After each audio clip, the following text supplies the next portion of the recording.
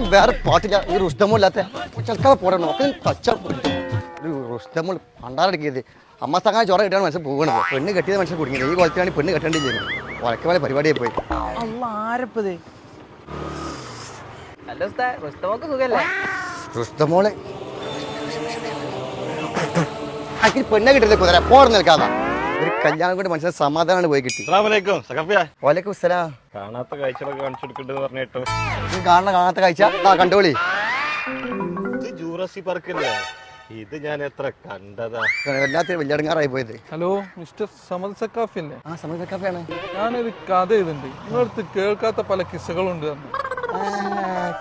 ആയിക്കോട്ടെ കേൾക്കാം. ആ കല്ലെടുത്താണ് അതാണ് എടുക്കാലോ. എടുത്താണ്